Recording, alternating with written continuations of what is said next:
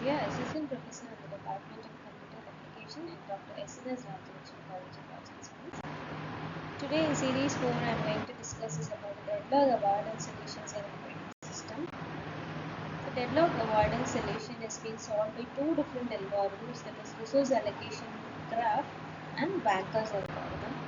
Resource allocation graph is represented by a state of a system in the form of a graph, and a graph contains all the processes and resources which are allocated to them and also the requesting resources of every process. Sometimes if the number of processes is less, we can easily identify deadlock in the systems just by observing the graph, which cannot be done easily by using tables that are used in the Banker's algorithm.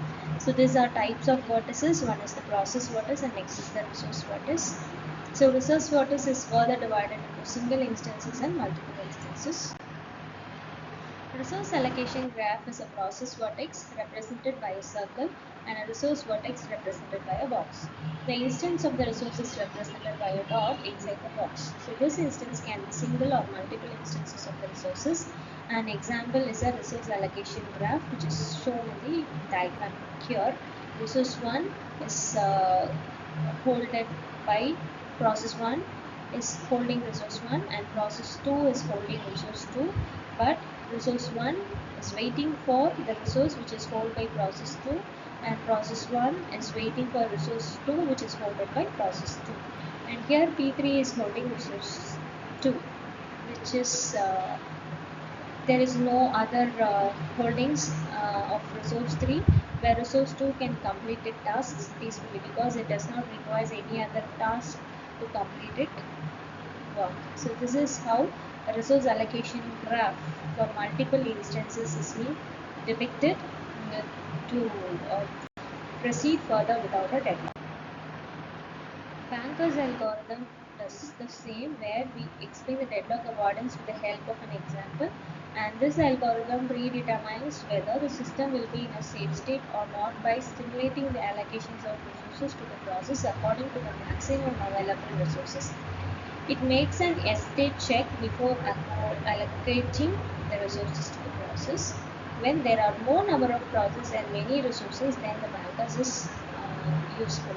But resource allocation graph is only used when it is of single vertex process, where Banker's algorithm is implemented for multiple processes.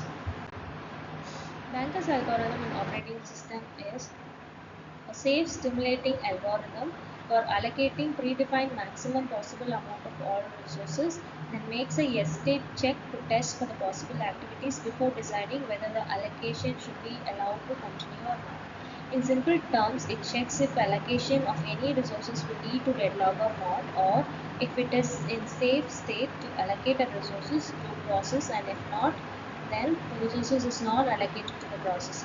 Determining a safe sequence will assure that the systems will not go into a deadlock state. How does a Banker's algorithm actually works is by maintaining a matrix of resources and processes. Each row represents a process and each column represents a resource, and a matrix containing information about the current state of the system, including the maximum number of resources each process needs and the number of resources currently allocated to each process and the number of resources available in the system. What is the purpose of the Banker's algorithm is to prevent a deadlock, a situation where two or more processes are blocked, waiting for each other to relieve the resources that needs in order to proceed. Deadlock can cause a system to become unresponsive and may require to people to recover. So the data structure used here is the available vector, maximum matrix, allocation matrix, need matrix. Here the total resources is 10, 5 and 7. Process P1, P2, P3 allocation graph, and the maximum required resources is being mentioned here. So the output of the save state after the process of all the task is once P2 is executed, P4 will be executed and P1 and P3 based on the release of the resources, and next P2 process will complete it, then P4, then P3 and P1, and then P4, P2, P1, P3 and P4, P2, P3, P1. Finally, there will be totally 4 save sequences will occur for completing a process for 4 process with available resources of 3. And this is how Banker's algorithm works based on the maximum requirement of resources. So this is what has been explained here, which I have been explained in the previous slide. So deadlock avoidance is used by the operating system to avoid a deadlock by using resource allocation graph or by Banker's algorithm. So here the resource allocation graph can be applied only for a single process, where Banker's algorithm can be used for multiple